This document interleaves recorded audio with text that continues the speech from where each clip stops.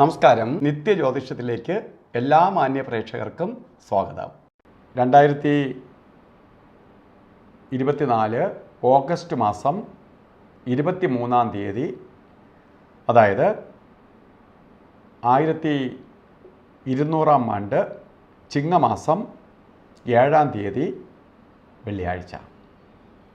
ഇന്ന് വെള്ളിയാഴ്ചയാണ്. ശുക്രൻ്റെ ദിവസമാണ്. ശുക്രവാരം. ശുക്രൻ അസുരഗുരുവാണ് ശുക്രൻ. എല്ലാം വാരിക്കോരി കൊടുക്കുന്നവനാണ് ശുക്രൻ.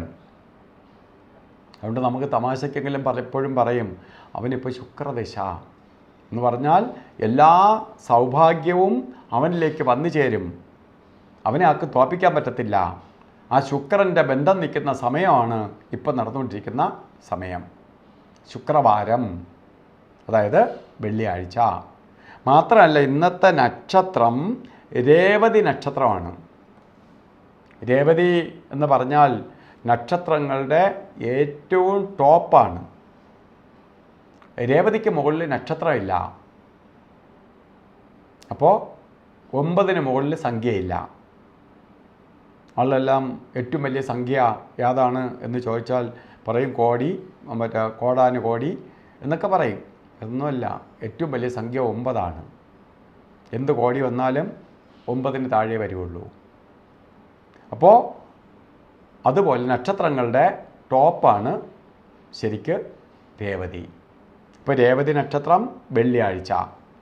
അപ്പോൾ ഈ ചിങ്ങമാസത്തിലെ രേവതി നക്ഷത്രക്കാർ, അതായത് ബർത്ത്ഡേ വന്നിട്ടുള്ളവർക്ക് ഒരു വർഷത്തെ ഫലത്തെ നമ്മൾ ചിന്തിക്കുമ്പോൾ ഈ ഒരു വർഷം നിങ്ങൾക്ക് വളരെ ഭാഗ്യദായകമായ വർഷമാണ്. വളരെ സന്തോഷത്തെ പ്രദാനം ചെയ്തു തരും. പ്രത്യേകിച്ച് ദാമ്പത്യ സൗഖ്യം ഉണ്ടാവുന്ന സമയമാണ്.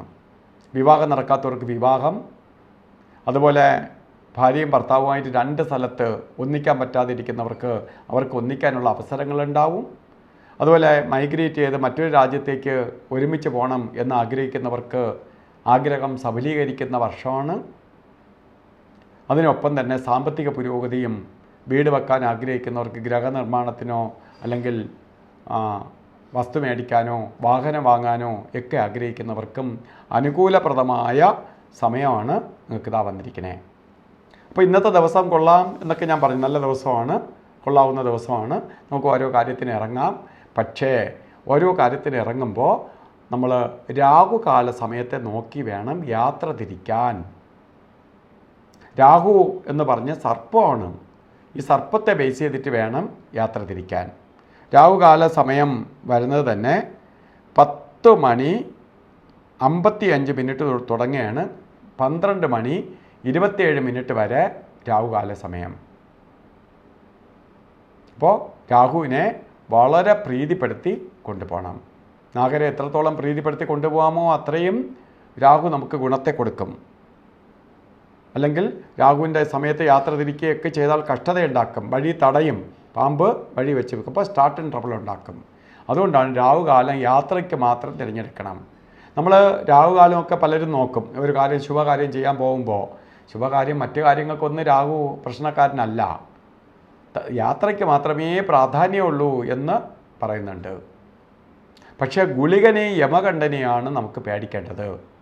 ഗുളിക നിൽക്കുന്ന സമയത്ത് ചെയ്യുന്നതെല്ലാം നെഗറ്റീവായി ഭവിക്കും. അതുപോലെ യമകണ്ഠൻ്റെ സമയവും. ഈ സമയം വരുന്ന 2 സമയങ്ങളാണ്. ഒന്ന് ഗുളികകാല സമയം 7:51 തൊട്ട് 9:23 വരെയും. യമകണ്ഠകാല സമയം വരുന്നത് 3:33 തൊട്ട് 5:03 വരെയും. ഈ 3 മണിക്കൂർ നേരം ഒരു ശുഭകാര്യത്തിനും എടുക്കാതിരിക്കുക. അതുപോലെ ഇന്നും അഭിജിത്ത് മുഹൂർത്തം വരുന്നത്, എല്ലാ ദിവസവും അഭിജിത്ത് മുഹൂർത്തമുണ്ട്. ഇന്ന് വരുന്നത് 12:03 തൊട്ട് 12:51 വരെ 48 മിനിറ്റ് നേരമാണ്. ഇതിനിടയ്ക്കൊരു 4 മിനിറ്റ് നഷ്ടപ്പെട്ടു പോകുമെങ്കിലും ഈ 48 മിനിറ്റിൽ 44 മിനിറ്റും അഭിജിത്ത് മുഹൂർത്തം പൂർണ്ണമായിട്ട് ഒരാളിനുണ്ടാവും. അതുപോലെ ഇന്ന് വെള്ളിയാഴ്ച ദിവസമാണ്. നമുക്ക് ഭാഗ്യദായകമായ ദിവസമാണ്.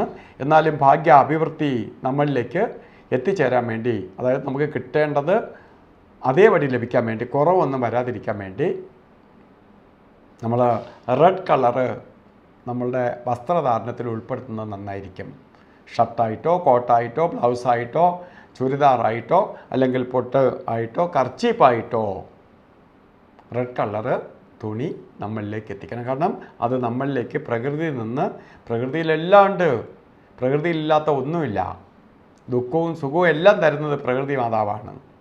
അതിലെല്ലാം ഉണ്ട്. അത് നമ്മളിലേക്ക് ആഗിരണം ചെയ്യാൻ വേണ്ടി, എത്തിച്ചേരാൻ വേണ്ടി നമ്മൾ എന്ത് ചെയ്യണം? ഈ വസ്ത്രധാരണത്തിന് വളരെ പ്രാധാന്യമുണ്ട്, നമ്മളിലേക്ക് ആകർഷിക്കപ്പെടും.